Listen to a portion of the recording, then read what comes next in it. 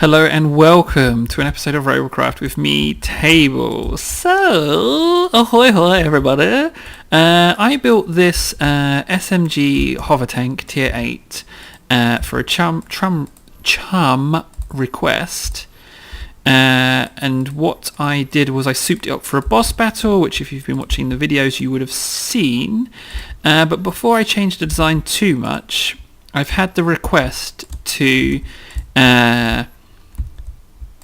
take it apart really and show you how I've gone about making it. So sort of like a reverse tutorial. So the first things first, I'm just removing the additions that I've made to bring it back to 1000 flops, which shouldn't be too difficult. I reckon I've remembered pretty much everything that I added in addition. So I should be nearing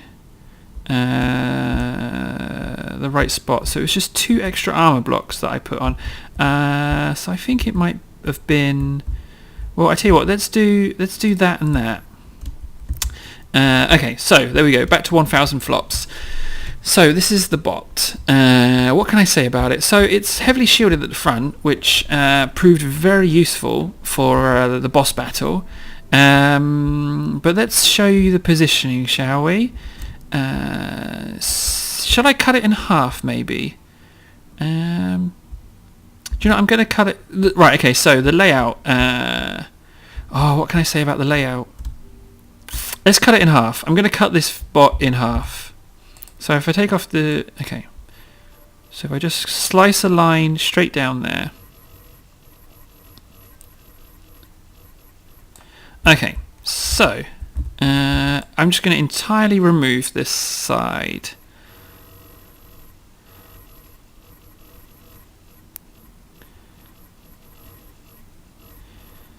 There we go. Right.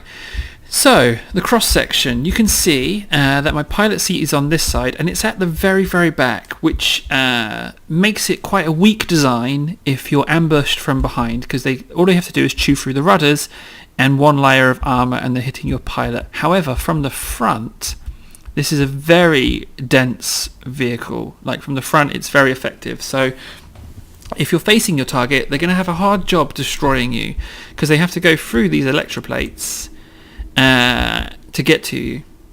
Now you can also see that it's not hollow in any places. This is a solid clump, and also it's an off-center design because it would have these 2 sections would be a center. That would be the center, like that. So it's a double, and that is for the positioning of the shields. To get these 2 to line up, you don't need an extra square. You can put them together like that. If I show you. Oh, that's the wrong shield. Let's get the right shield.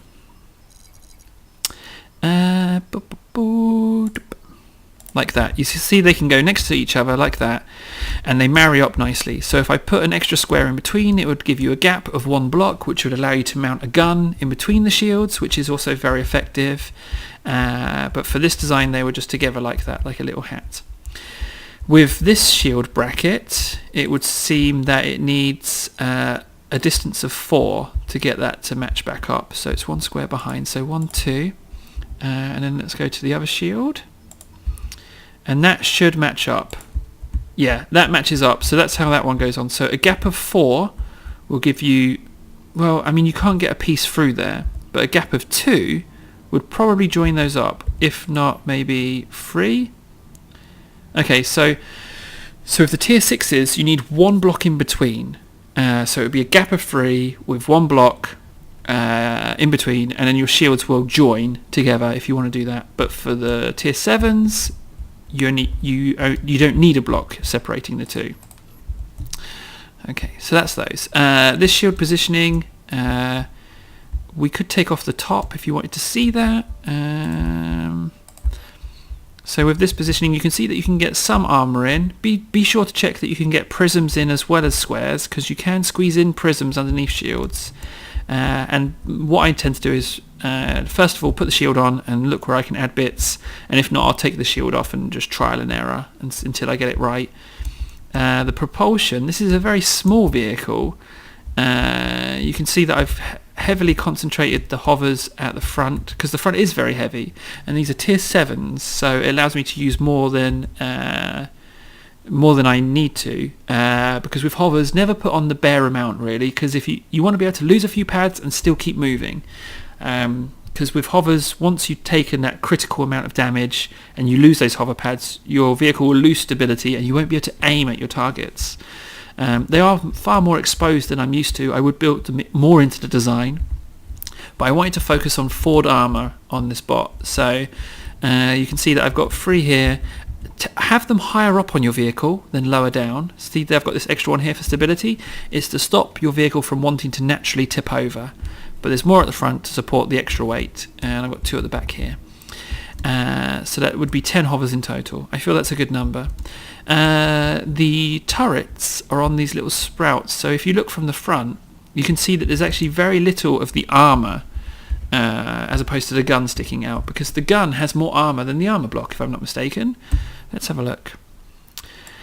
So it was a tier 7 SMG. Tier 7 SMG has an armour ranking of 8,500, when a block, a tier 8 block, has 771. So once the armour block's destroyed, you lose the gun on top. So that's why I try to hide the armour block as much as possible.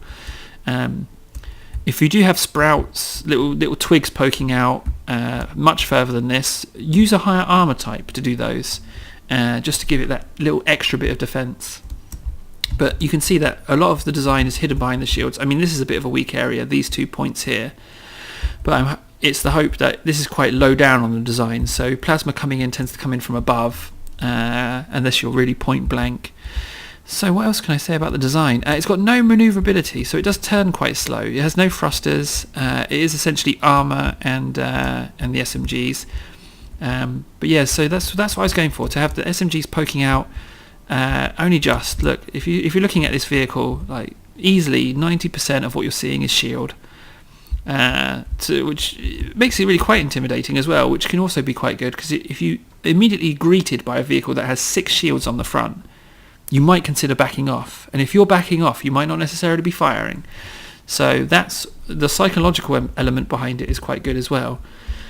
So there, that's it really. I mean, I could do a quarter section, but I'm not sure whether that would help. I tell you what I will do. I'll take the shields off, and I'll mark their positions with white blocks. So that shield goes there.